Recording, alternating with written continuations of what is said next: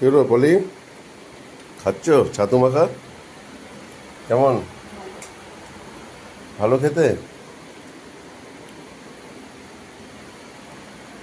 ছাতু মাখা খাবে?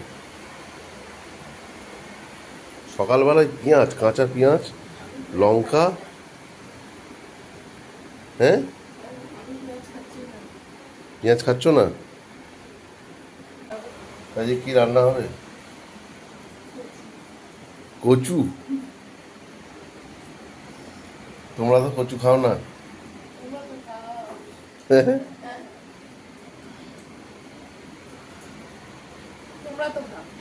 আমরা খাই, কিন্তু তুমি পারবে বানাতে? দেখবে খেয়ে বাঙালদের থেকে ভালো বানাবো। আরে বাবা,